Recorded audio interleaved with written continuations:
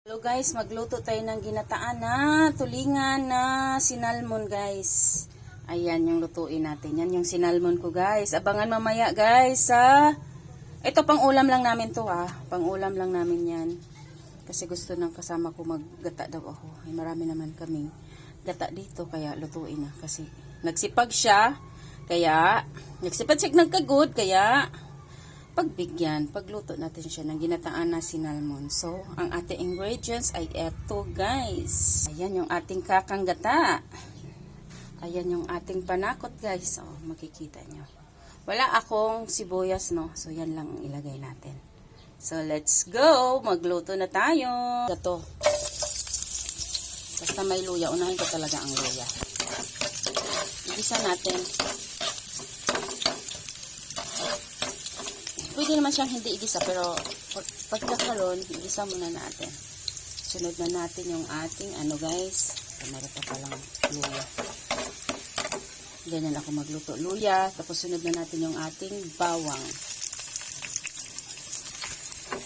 Bawang.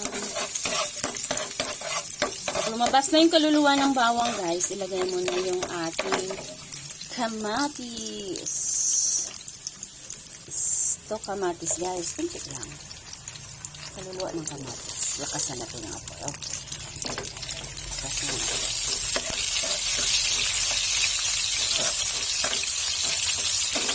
Pwede naman yan, hindi mo na masyadong kisain yung kamatis.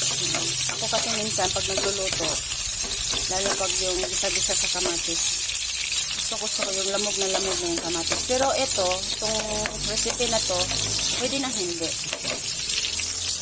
So, ilagay na natin yung ating atsal or bell pepper. Ayan yung bell pepper natin. Idamay na rin natin yung sili. Ayan. So, yun. Gisa-gisa. Gisa-gisa lang. Gisa-gisa.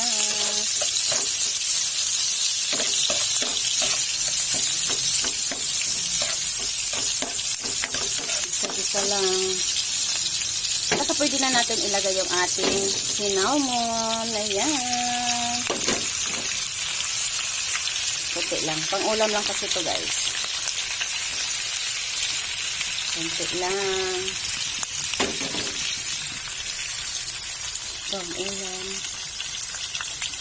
Saka na natin siya careful sa paglagay ng asin kasi yung ating sinalmon is medyo malasa na siya. So, makikita nyo, naglagay na ako ng konting magic sarap at saka maraming paminta. Ayan, dito na napakita sa video, no? Kasi nga, nag-iisa lang tayong mag-video-video. Ganito ako, sariling sikap lang. So, guys, pwede na natin ilagay yung ating konting gata. Kunti lang muna. Mamaya na natin ilagay yung marami. Ayan. Kunti lang muna. Ayan, no? So, ito, lagyan natin ng konting tubig. Kunti lang. Konting tubig. Sisay, lagay dyan. Ayan. So, maya guys, hintayin muna natin siya mag-absorb yung gata na nilagay natin. Tapos, yung pangalawang gata na. Ayan. So, ito guys, maglagay tayo ng konting tanglad. Ito tanin kong tanglad guys. Kunti na lang yung doon. Parang naupaw na yung aking tanglad. No? So, tikman-tikman mo lang siya. Tikman-tikman kung okay na ba yung lasa. Hindi ako naglagay ng asin. So, pero titikman natin. Baka matabang. Lagyan natin siyempre ng asin, di ba? Ganun lang.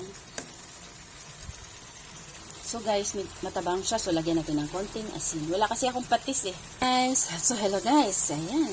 Dagdag natin itong ating panghuling gata natin. Kakanggata to lahat guys. Hinati ko lang siya. Ang gata natin.